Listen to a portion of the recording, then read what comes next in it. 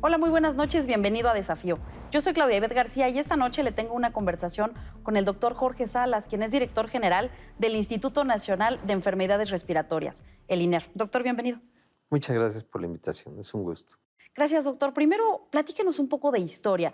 ¿Cuál fue el surgimiento de este importante hospital que ahora atiende no solo a personas del centro del país, sino de toda la República Mexicana? Así es.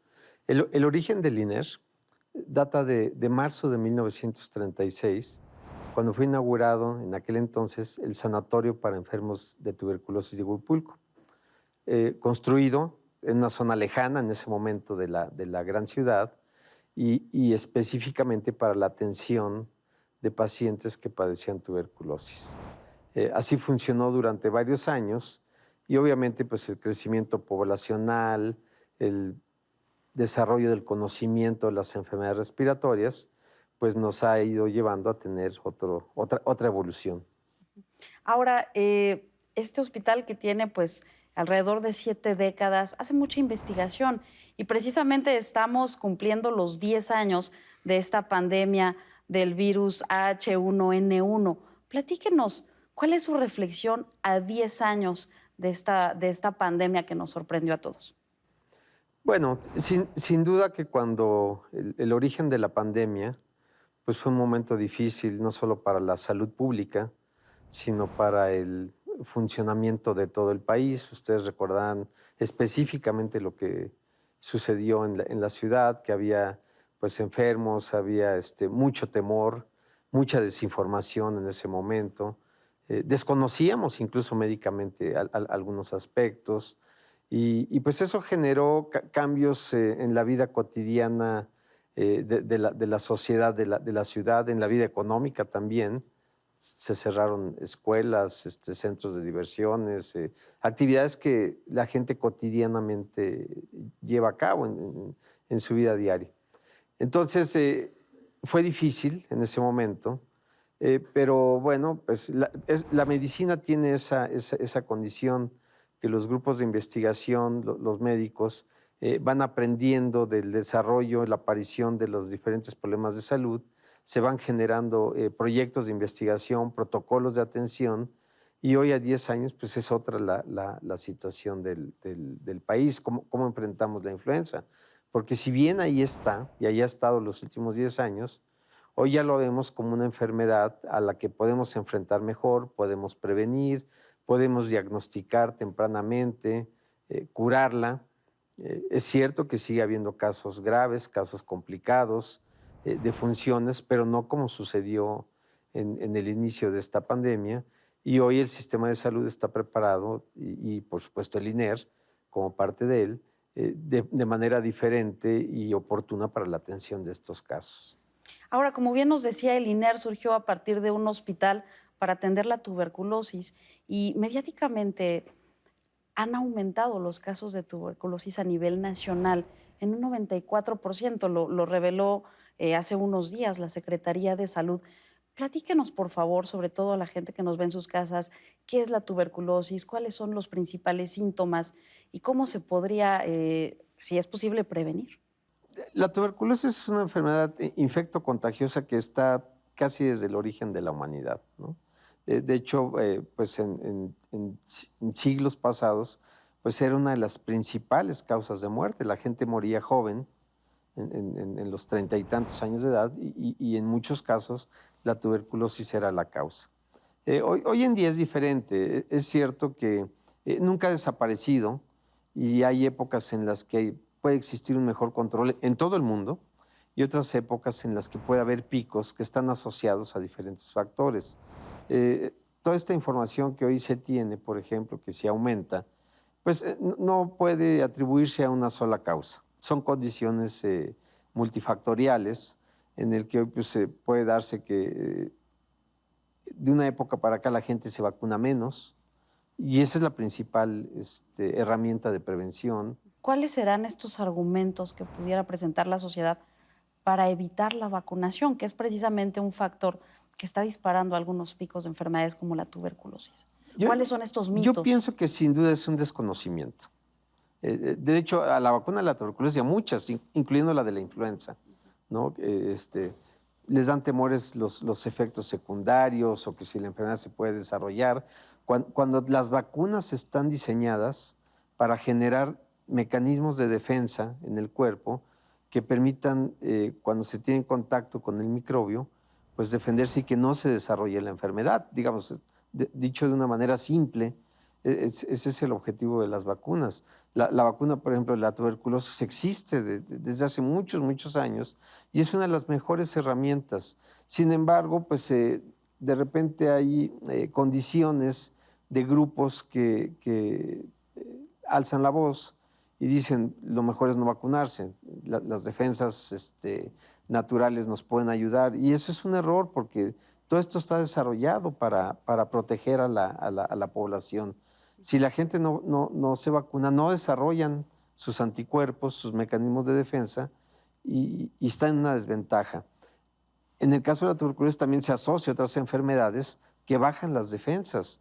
Por ejemplo, la diabetes, alcoholismo, en fin, puede haber VIH-Sida, puede haber muchas condiciones de enfermedad que predisponen a la persona a tener esa enfermedad y complicarse, en este caso, como este tipo de infecciones pulmonares.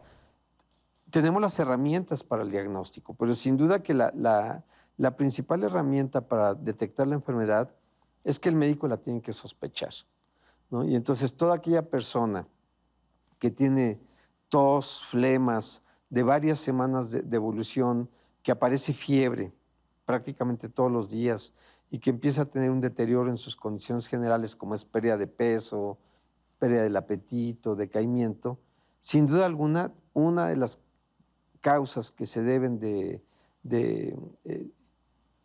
el médico tiene que tratar de establecer es la posibilidad de que sea una tuberculosis. Se toman radiografías de tórax, se hacen estudios en flemas para detectar el microbio. Hay otro tipo de estudios más desarrollados, pero digamos, si se tiene la sospecha, se pueden solicitar las pruebas de laboratorio. Si se tiene la enfermedad, existe el tratamiento que es altamente efectivo, pero que hay que tomar bajo vigilancia médica a lo largo de por lo menos 6 meses. Pero la enfermedad es curable.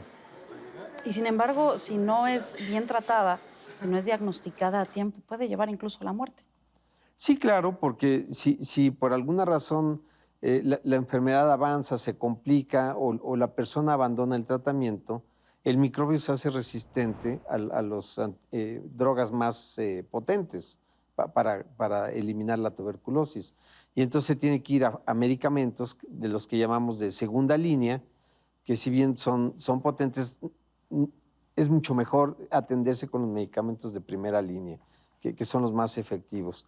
Ahí ya la persona, al no cumplir con el tratamiento y permitir que la enfermedad desarrolle, se pone en desventaja.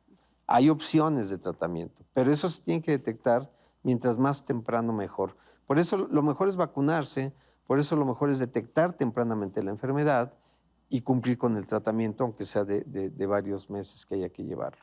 Con eso, bajo estos principios, la infección se cura y el sujeto queda sano y sin mayor problema, ¿no? Ahora, la primera semana de septiembre es muy importante a nivel académico para el INER.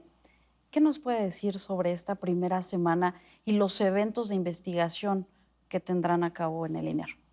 Sí, claro, todos los años nosotros llevamos a cabo el principal evento académico del instituto, que le llamamos Jornadas Médico-Quirúrgicas del INER. En esta ocasión, el evento académico es del 4, 5 y 6 de septiembre y el tema es influenza. Está titulado del origen de la pandemia, hace 10 años, y el recorrido que ha tenido el INER en esta enfermedad específicamente. Entonces, en estos 3 días se organizan simposios, conferencias, discusiones con nuestros expertos del INER, con las autoridades sanitarias actuales del país que son expertos en influenza y se desarrollan foros de discusión y de presentación de información.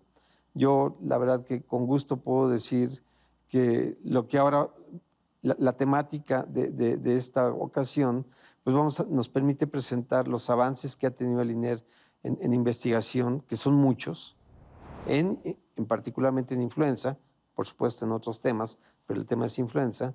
Y ahí va a haber espacio para que los investigadores presenten los avances que han hecho en relación con la influenza.